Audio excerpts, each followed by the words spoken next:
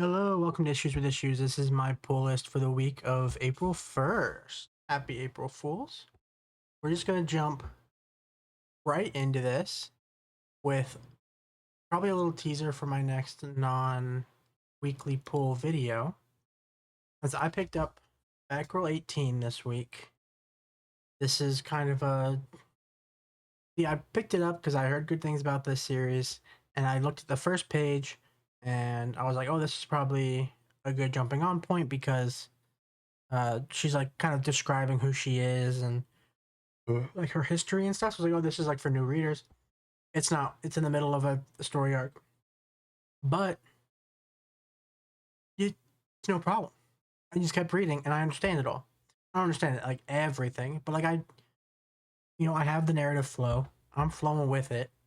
There's no issue with me just picking it up and reading it and enjoying it. I really like this book actually. They're doing some pretty interesting stuff. I'm interested in seeing where they take it with uh, Lady Shiva's dead, apparently. Um, Sandra Kane has siblings, I suppose. Um, I don't know if they're like biological siblings. So I guess they'd be like half siblings, probably, or they're more like spiritual, not spiritual, like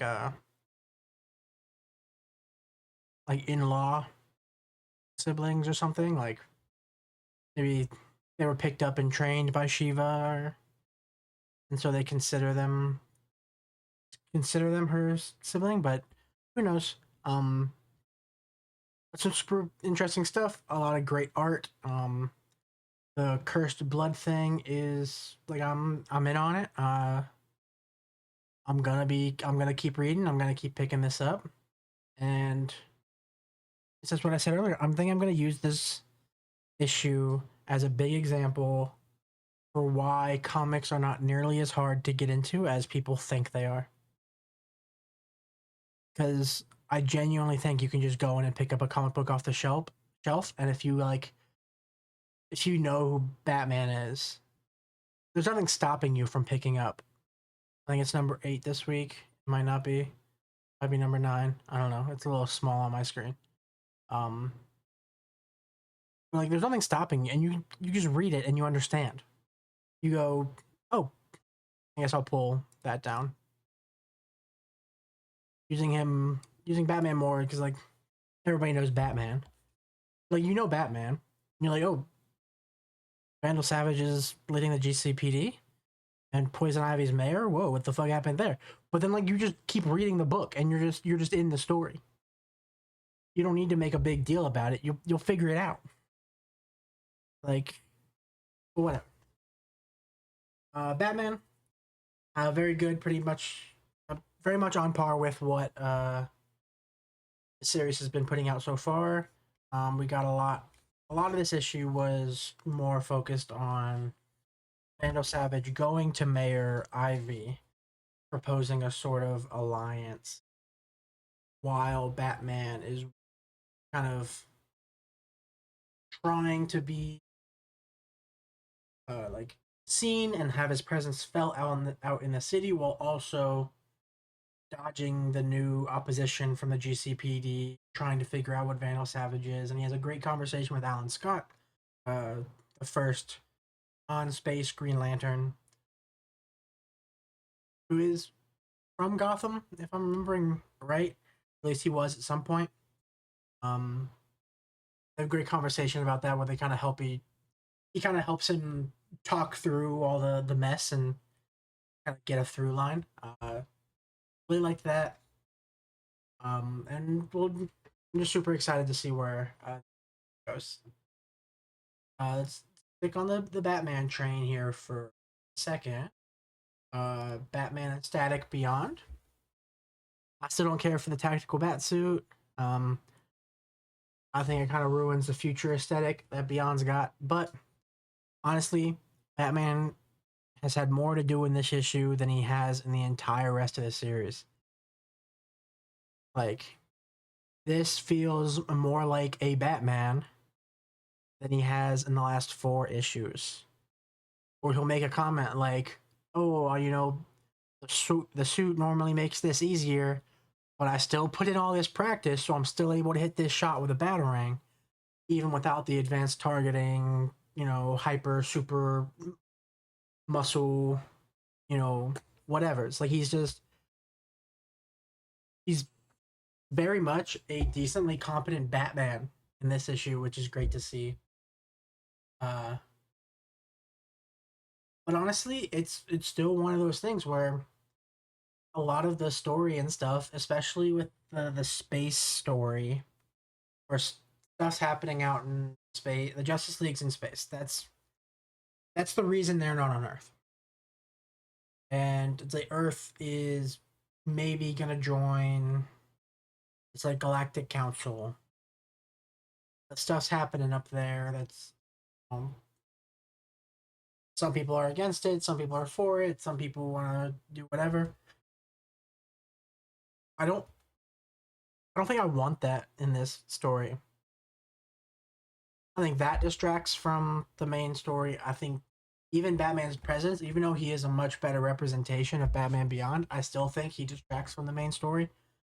I think this story being about one of the first kids in a long time to be given powers from the same shit that Static got powers from, and that stuff that he's trying to make good, that he's trying to use for the benefit of everybody, and it's created this person, and they feel so alone because of all their powers, and it's kind of they're so destructive, and they're spiraling out of control.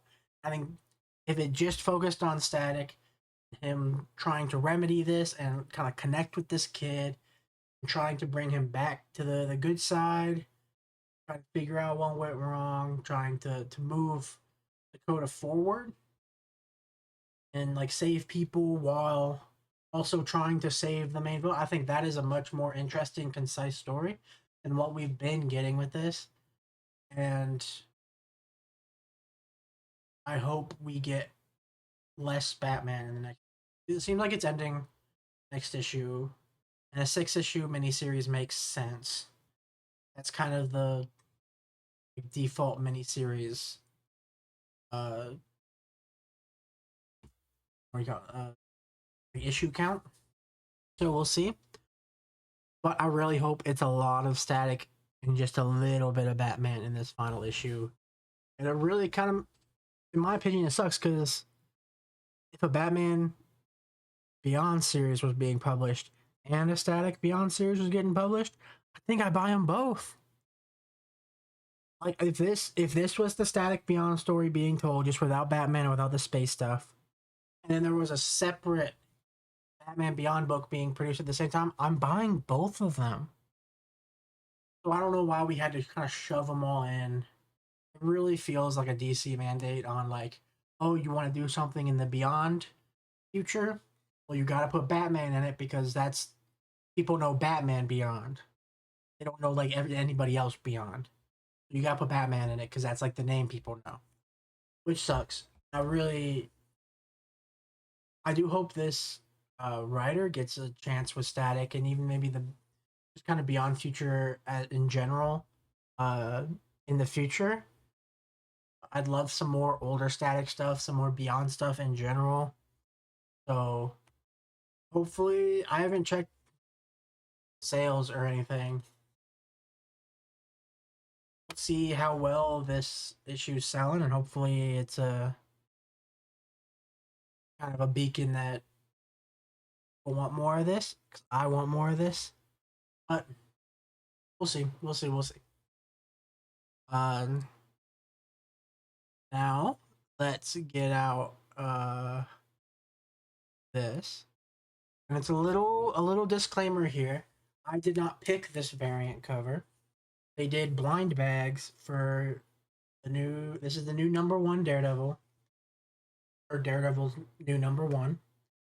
Um, I picked out the blind. I picked a blind bag because I was like, "It's Daredevil. You gotta start it blind, right?" That I got this cover. There are other covers I liked more. It's not my least favorite cover. The Rivals cover is lazy as hell, brother. That is just Daredevil's key art copy and pasted onto a comic book cover. We you can't get away with that. We've seen that art before. But whatever. Uh, this great start. We get a lot of introspection from Matt, how his life's mostly the same, but just a little bit different.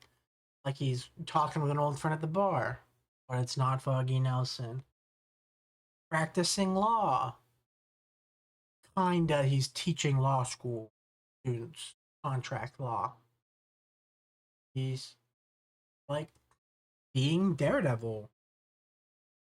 And there's this new guy. Like, honestly, it's a great first issue. It's gotten me super intrigued, left on a very interesting cliffhanger. I really like Matt Murdock being a law professor. I hope it stays around for a little bit. Um, Especially because Daredevil isn't exactly like a Spider-Man where he's like active all day. Like mostly active during the night. So he teaches some classes during the day, and then he's got the rest of the day, and he can still be that law person. And maybe even we get a story later where a kid in class is like his heartbeat's crazy. He's going wild. He's nervous. He's sweating. And Daredevil's like, "What's going on?" He has to kind of tell the kid to figure out maybe either kids getting into some stuff or his family's into some stuff that's not above board, and he's got to settle it, but maybe like try and get the kid out of it. I'm just spitballing here, but overall, very good first issue for this new series. I said it, I think last week, I've been on the week before. I don't know why it needed to be a number one. Just have a series go out on hiatus, and then you can put like on the cover like because there's this new guy and he's talking about like seeing the future, whatever. And Matt Murdock dies in the future. That's like the big ending cliffhanger. It's him telling Daredevil that Matt Murdock dies in the future. So it's like Daredevil number 298 or whatever. On the cover, it's you know Visions of the Future's Past, Part One. You just put that on there, and then we know. But hey, what do I know? Yeah, overall pretty good. Uh, Definitely gonna be picking up this Daredevil series going forward. Next, we get some Nova Centurion. This might be my favorite issue of this series so far. We get a classic Richard Rider kind of balls to the wall idea, which ends up good. We get an excellent, and it's not even um like brought up. It just happens and it's there, and nobody mentions it. That uh they fight like a big thing. It's like a soul something like attaches yourself to someone, wears your body around, and he like invites it into himself so he can try and burn it out with like a direct connection to the Nova Force. And like so he's fighting it like in his own head while he's like getting ready to like full force Nova Force burn it out. And it's just like it's like a military cemetery where it's just the white gravestones, and it just goes on, and it's all Nova Corps members because he's the last Nova Corps. He's the last Nova, so it's all the Nova Corps members that have been lost over time, and that's his like that's inside his mind. Like that's where they takes him, and that's where he fights, and then him and the World Mind, all of the Novas kind of show up standing outside their grave as part of that last moment of him like he's able to go like I'm Richard Rider, I'm the last Nova, I'm holding the World Mind, I'm a badass, you're not. Bye. And you get all the he almost becomes this like kind of abstraction of the Nova Corps logo, and he's got all the Nova Corps members standing behind him, and it's great, it's brilliant. And then we get some, some casual threatening of Skull and Kree. Gotta love that. Those guys fuck around way too often. Uh, Star Lord, you know, it's to himself. I fucked up. I did what I thought was right during the time, and I can't ever take it back. But right now, and if I made, like the only decision I could before, I'm making the right decision now. Like, and it's he's thinking this as he's going to help Richard. So we get that. We get oh god, I can't remember his name, but his Richard's combat accountant goes in and he has this whole inner monologue too about how he's supposed to be running away or whatever, but he's gotten soft, so he's going in to help, and it's great. His ship gets destroyed, kind of good, because that ship it looked like ass. I am not gonna lie. I like me some whacking looking spaceships. That wasn't it. Hopefully he gets something a little cooler. Hopefully it's still sort of wacky, but cooler. We'll see kind of where this series goes. I'm really looking forward to this series going forward because like before I bought it because I'm a big Nova fan and it was kind of it wasn't bad enough to drop. It wasn't good enough to kind of super sing the praises, but like I just loved having a decent Nova series because I loved having a Nova series. But this issue was really good, and I'm hoping that's how it goes going forward. Yeah, definitely recommend that. Lastly, but not least, we have Absolute Superman. This one's sort of weird.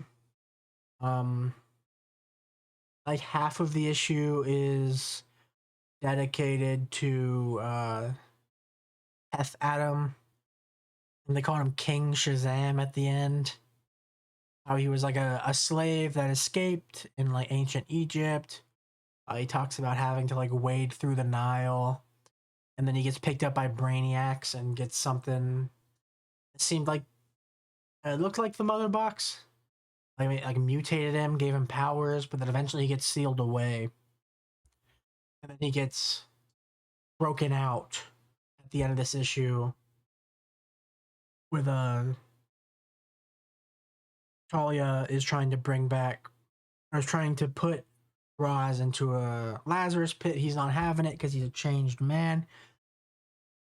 And she's like, well, I just gotta kill you, I guess. Like, if you're not gonna be that guy, you're not gonna be that guy. But then Superman shows up because Lois is also there to try and kill Talia because she killed Lois's dad. And the whole thing devolves, Superman shows up, Mother Box disables Superman for a little bit. Some a little more stuff happens. Adam gets released.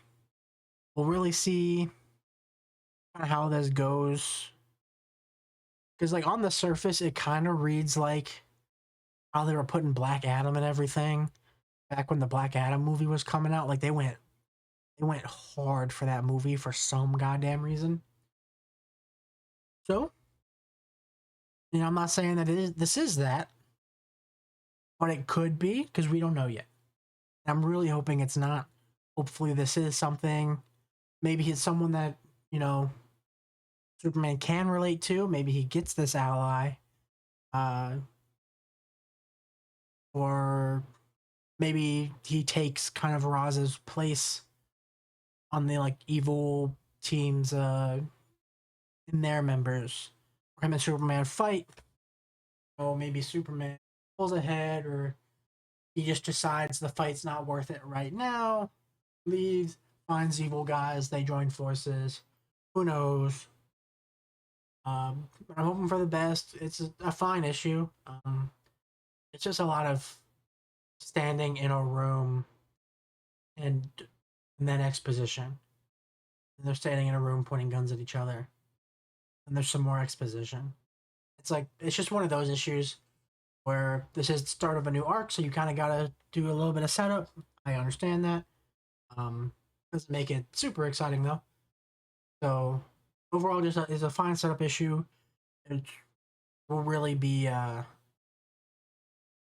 really be carried by how good this story is going forward, and we'll have to wait to see about that. And that was all the comics I picked up this week.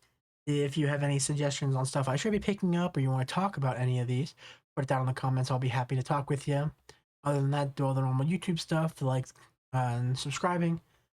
If you want to see more of this, and then you do get weekly pull videos uploaded Thursday morning uh, with my thoughts and review on every single issue I pick up. Also, we do have a couple videos planned in various stages of being produced. One which I talked about earlier, why it's not very hard to get into comics, or well, I'll figure out a better title for it later. But if that's something you're interested in, subscribe. You'll get notified when that comes out. Other than that, then I hope you all have a great day. Hope you enjoy whatever you're trying to enjoy, whether that be comics or a show or time with family, whatever it is. And see y'all next week.